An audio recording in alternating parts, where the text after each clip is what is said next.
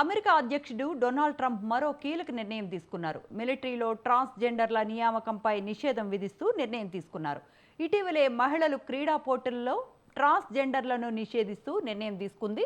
తాజాగా మిలిటరీ విభాగంలో ట్రాన్స్జెండర్ల నియామకాన్ని నిషేధించినట్లుగా అమెరికా సైన్యం ఎక్స్ వేదికగా పోస్ట్ చేసింది.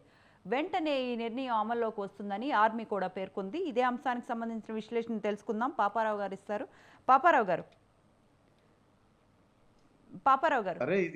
సరే ఇది మామూలుగా ప్రతి మితవాద పార్టీకి చరిత్రలో కన్జర్వేటివ్ పార్టీలు, రైటిస్ట్ పార్టీలు, మితవాద పార్టీలు అంటాం, వాళ్ళందరూ ఇలాగే ఉంటారు. హిట్లర్ దగ్గర నుంచి చరిత్రలో అందరి స్టాండ్ ఇట్లాంటివి ఉంటాయి. మితవాద పార్టీలకు జనరల్ గా మ్యాస్కులినిటీ, అధికారం అంటే మ్యాస్కులినిటీ అనేది ఆ మగవాళ్ళకు ఉండే ఇది అనేది ఒకదాన్ని అంటే ఆ బలం తాలూకు మగవాడు బలవంతుడు, శక్తివంతుడు ఉంటాయి కదా, ఎక్లాసో, ర్యాంబో, ఈ టైప్ ఇమేజెస్ ఉంటాయి ఆ రైటిస్టులు అందరి పార్టీలన్నిటికీ.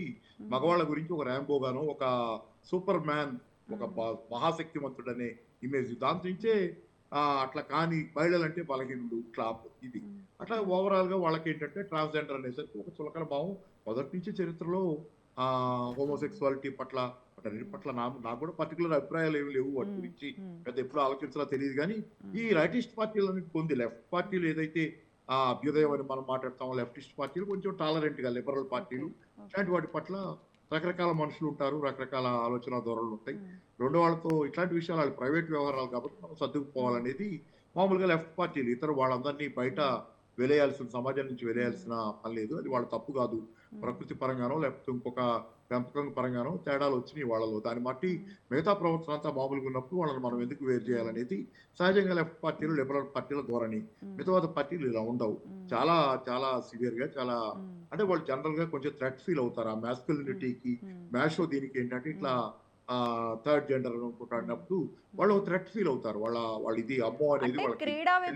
క్రీడా విభాగాల్లో వాళ్ళని తప్పించడం అంటే ఫిజికల్ ఈక్వేషన్స్ ఉంటాయి, కాస్త ట్రాన్స్జెండర్లు అంటే ఈక్వల్ టు మగవాళ్ళ. అదే అంటే దానిలో ఏంటంటే మామూలుగా మనకు తెలుస్తుంది, ఫ్రీగానే మాట్లాడతాను నేను ఈజీగా. ఎందుకంటే టెస్టోస్టెరాన్ లెవెల్స్ కనుక, మేల్ హార్మోన్ లెవెల్స్ ఎక్కువ ఉంటే వాళ్ళకి కొంచెం మజిల్ పవర్ ఎక్కువ ఉంటది కాబట్టి ట్రాన్స్జెండర్ గా ఉన్నప్పుడు లేకపోతే ఇంకుంటున్నప్పుడు వాళ్ళకి ఆ టెస్టోస్టెరాన్ లెవెల్ ఎక్కువ ఉండటం వల్ల ఫిమేల్ అథ్లెట్స్ పాటు వాళ్ళు పార్టిసిపేట్ చేస్తే వాళ్ళకి ఎక్కువ లీడ్ వచ్చే అవకాశం ఉంది. మిగతా వాళ్ళ మీద ఆ మజిల్ టోన్ స్ట్రెంత్ ఎక్కువ ఉంటుంది అనేది.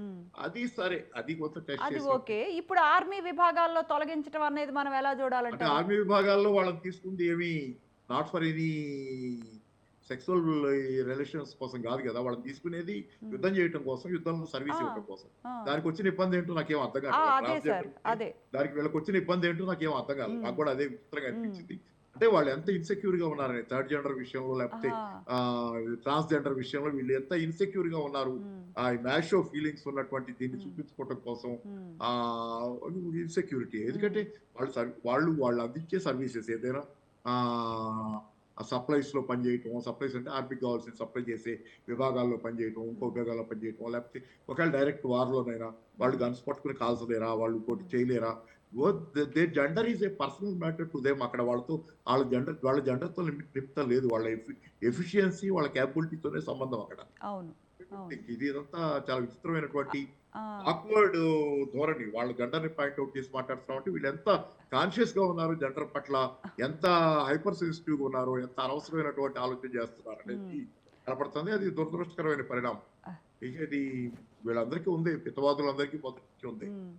రైట్ పాపారావు గారు, thank you so much for joining and giving your valuable analysis. Thank you అండి వన్స్ అగైన్.